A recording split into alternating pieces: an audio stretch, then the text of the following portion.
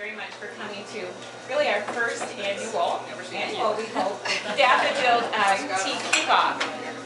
With that though, one of the most exciting things this year is that I am considered a support person, a partner, because really the face of American Cancer Society are people like you, the volunteers, and two women I'd like to especially have you meet, and I am very appreciative, is our two new co-chairs, volunteers for Daffodil Days. We've got Cheryl Litchwick here, and we've got Karen Wood. Cheryl may share more, but Cheryl is a cancer survivor, and also she's involved with the Dryden Boat Surviving Women. She may share a little bit more about that. And Karen is also with CS Bank and is involved and very much involved in the community. Before I turn it over to Karen and Cheryl, one of the things I think is really important that when we get involved in whether it's Relay for Life or Daffodil Days, we get caught up in selling the flowers and the darling little bears of hope, but we want to take a moment to remember why you are here and what the volunteer is doing, because the American Cancer Society figured out a long time ago that we could not fight this battle of cancer alone, but that it really needed volunteers like you. And so I want to thank you very much for that. And with that, I'd like to, we have a lot of youth Daffodil sales coordinators here, and I'd like to have Madison Martin come over, and she would like to share something about, we all know what cancer does, but Maddie's going to share with you what cancer cannot do. Go ahead. This poem is called What Cancer Can't Do. Cancer is so limited. It cannot cripple love, it cannot shatter hope, it cannot corrode faith, it cannot eat away at peace. It cannot destroy confidence, it cannot kill friendship. It cannot shut out memories, it cannot silence courage. It cannot invade the soul, it cannot reduce eternal life. It cannot quench the spirit, and it cannot lessen the power of the resurrection. Thank you. And in the back, in your packet, there's an agenda, and if you'd like a copy of that, it is on the back of your agenda because it's kind of a powerful poem. With that, I'm going to turn this over, but I want to just share one moment for the American Cancer Society. We talk a lot about, we work really hard to stay well, we work really hard to get well, find a cure, but we also work very hard to fight back. And you take a look at the little daffodil napkins you have in front of us, and pretty soon in March our cases of daffodils will come. But to me, that daffodil is a perfect symbol of hope, but it is also a tough little flower. And Carrie will tell me, right, Carrie, that it's one of the flowers that, you know, in the spring we're ready. I mean, it's bug resistant, and the deer will even eat our flowers, will they? So you look at that, and I feel like the daffodil is one of those flowers that really fight back. And by you being here, helping us with a campaign with the American Cancer Society, raising monies, staying out of the sun, wearing sunscreen, right, Carrie? Keeping out of tanning beds, not smoking, and staying healthy. We're really fighting back. So I want to thank you very much for you doing that as volunteers. With that, I'm going to be quiet, and I'm going to turn it over to Karen and Cheryl, our co-chairs for Daffodil Days. Thank you. Thanks, Lydia. I'm Karen Wood, and before I get started, I just want to thank Brian Paschke with FortageWeb.com, who is here representing his website, and Stacy Vogel, who has the Fortage Living magazine, which I believe you probably received in the mail in the last couple of days. And we appreciate you being here for us as well. I'll just tell you very briefly about myself. I lived here in Fort Dodge for over 30 years with my husband Bob and my dog. I have no kids. I work at CS Bank, as Lydia had said. When she came to me and asked me to chair the Webster County Daffodil Days, I had two reactions. You're crazy, I have no time for this.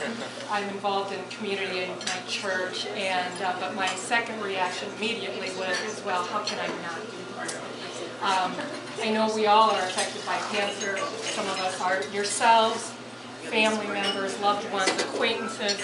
And I've had a lot of it in my family, but One that really hit was my youngest brother a couple of years ago that was diagnosed with a very, very rare form of skin cancer that had basal cell carcinoma that had mutated with another, get this exactly right, skin cancer, and it had spread into his lungs. And had it not been for the research that our American Cancer Society has done, he was able to go through his radiation chemosurgery, and he is cancer-free at this moment. And has a scan this week, so please pray for him to have another good scan. But with that, I also told her, I will do this, but I want a co-chair if I can, and I would like to choose my co-chair, which is why you all know Cheryl Litchwick, and she will tell you a little bit about herself, and you'll understand why I chose my very close friend to help me out with this. So with that, Cheryl Litchwick. Thank you, Carrie. When Lydia approached me about being a co-chair for the event, I kind of hesitated. She said, before you say anything, let me tell you that Karen Wood is the other co-chair, and she'd really like you to help her. And then I'm like, okay. But I am glad that she has asked me. I am originally from the Terrell area, and I moved here in 1978, and I'm married to Dan. Dan is my child. Some husbands can be that way. And as Liddy mentioned, I am a cancer survivor. I had breast cancer in 1998. And so I am a survivor. I think we've all been touched in some way by cancer. Whether it's your family, whether it's a friend. It just seems like in today's society, it's a word no one escapes. And when I even think about it, my family, we do not have cancer in my family.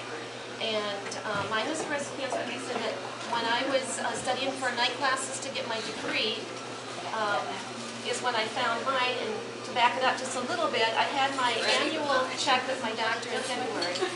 And in March of that year, I had my mammogram.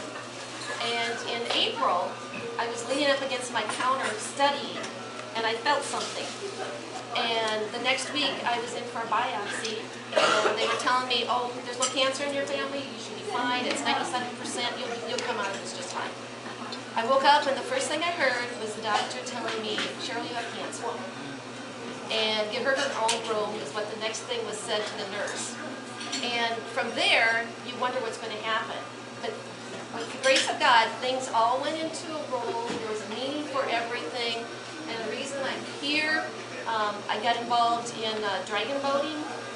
Linda and Tom Donner, you know, Tom Donner is as well a cancer survivor. And Barb Michaels, they got us going with the breast cancer team. And now we're in our 5th year. I have 2 breast cancer team members here, Shirley Hanna and Deb Shue. And there's another one that is volunteering to help as well, Don Rams.